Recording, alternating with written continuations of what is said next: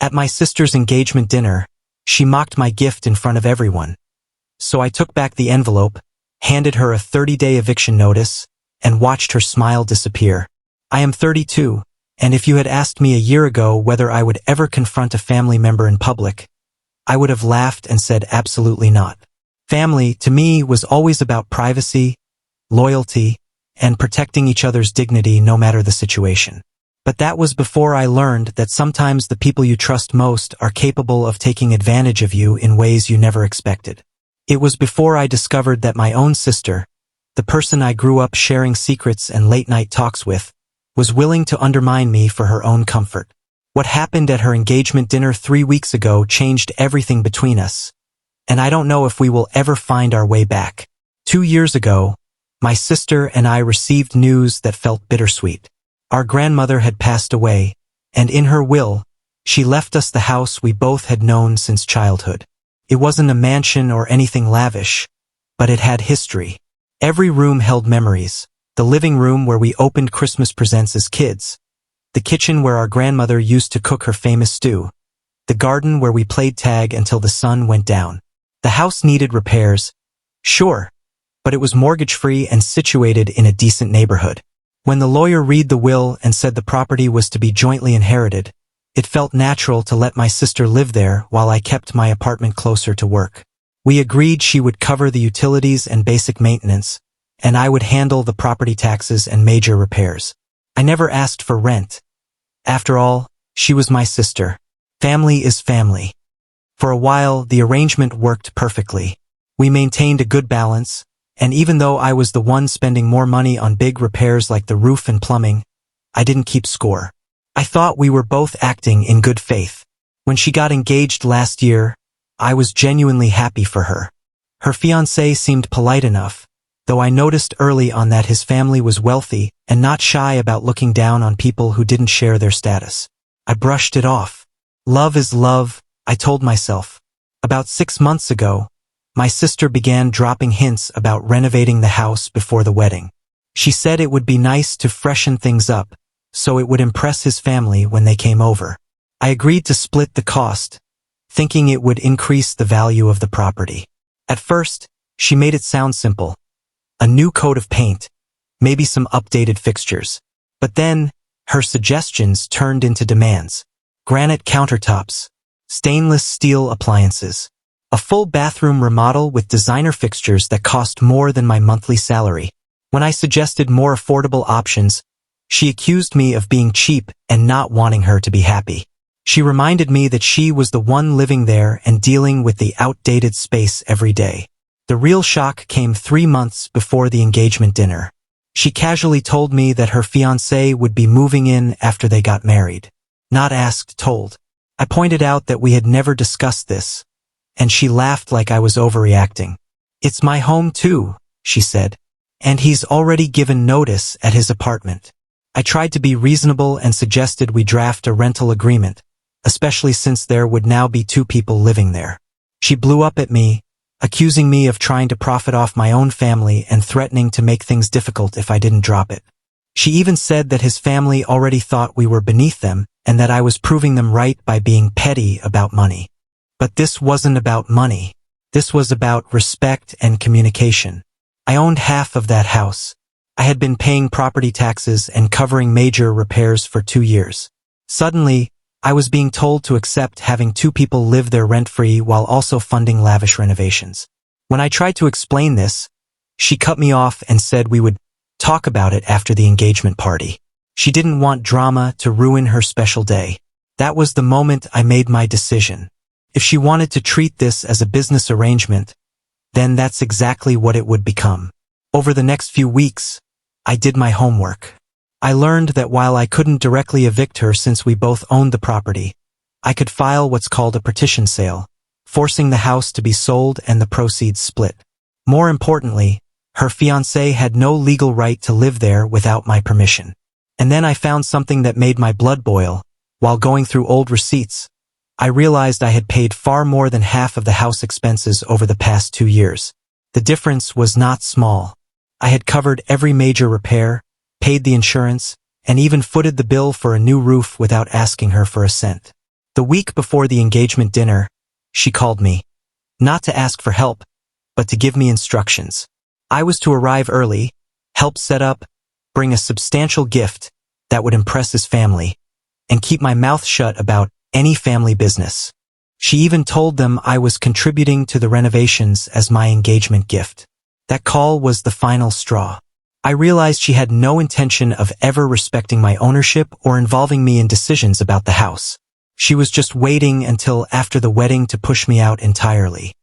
So, I prepared my own surprise.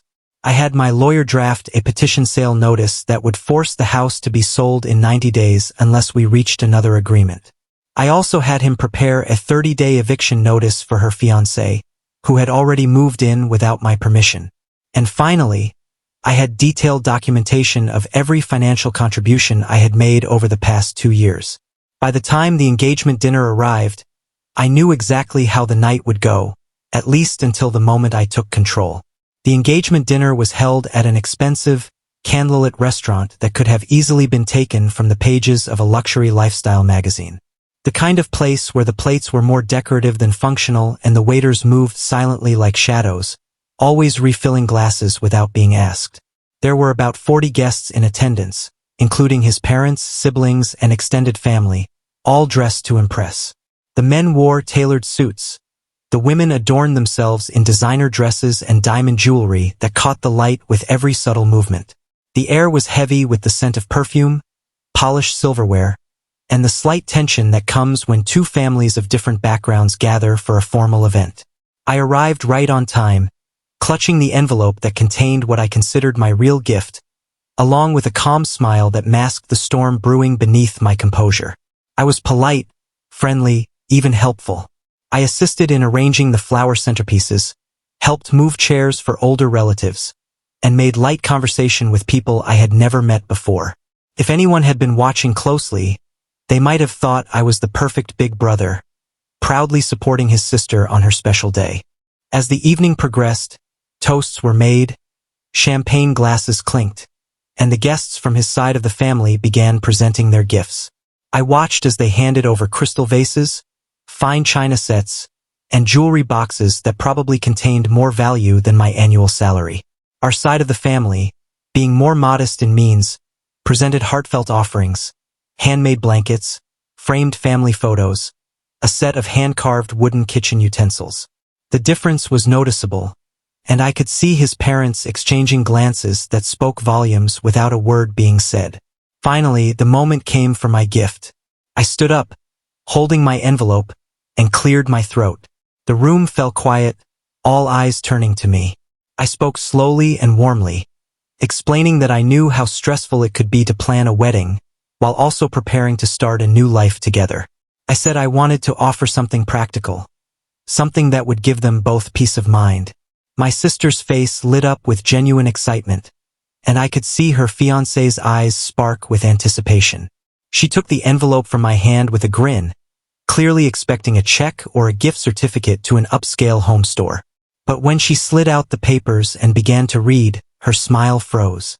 The joy in her expression melted into confusion, then into a mix of anger and embarrassment.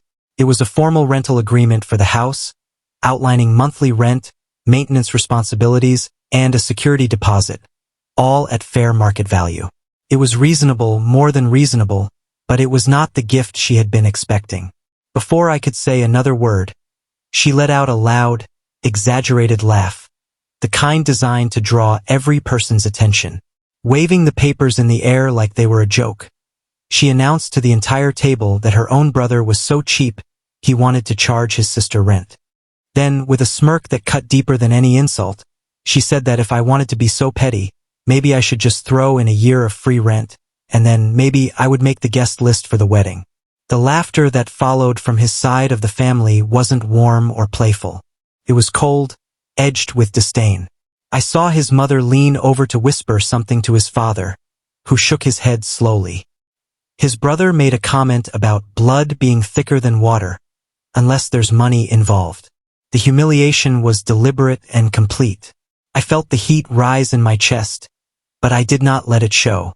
Instead, I smiled, slowly, calmly, and reached across the table to retrieve the envelope from her hands. I slipped it back into my jacket, straightened my posture, and told her that she was absolutely right. I had been far too generous. Since she found my offer so amusing, I had something else that might suit her better. From inside my jacket, I pulled out a second envelope, this one thicker, heavier. I handed it to her with the same ceremonial gesture she had used moments before to mock me. She looked at me warily before opening it. Her eyes scanned the first page, and I watched as the color drained from her face. Inside were 2 documents. A 30-day notice to quit for her fiancé, who had been living there without my consent, and a formal petition for the sale of the property, which would force her either to buy out my half or put the house on the market.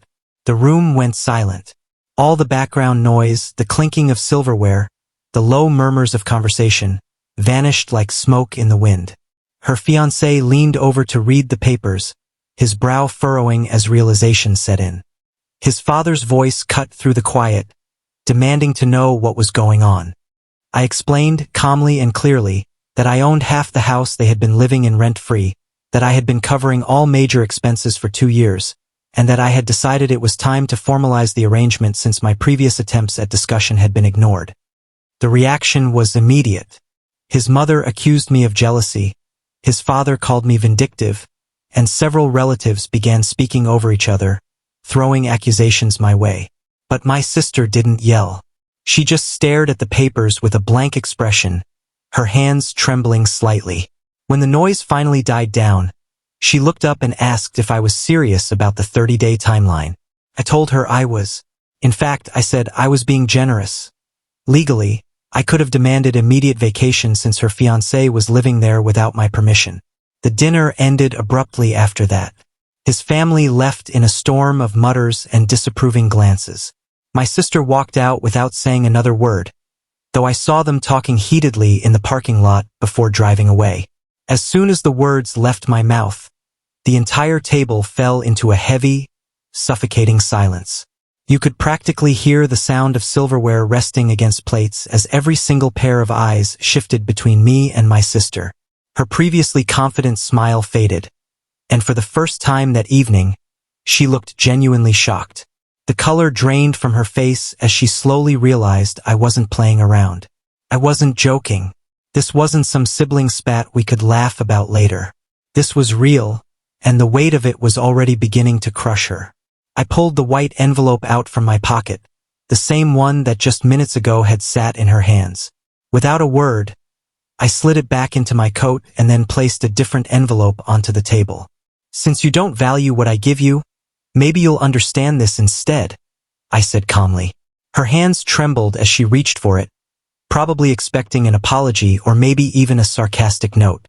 But when she opened it and her eyes scanned the paper, she froze completely. It was a 30-day eviction notice. Signed, stamped, and fully legal. You could see the confusion flicker across her face as she tried to process it. You're kicking me out, she whispered, her voice shaky, as if the idea was completely impossible. I didn't raise my voice or lose my temper. I simply nodded. You've lived in my apartment for over a year without paying rent, because I wanted to help you get back on your feet. But tonight, you showed me how little you respect me or the effort I've made for you. I won't be treated like this in my own family.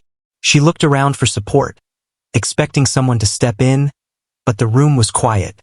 My parents shifted uncomfortably in their seats, and even her fiancé avoided eye contact. It wasn't because they all agreed with me.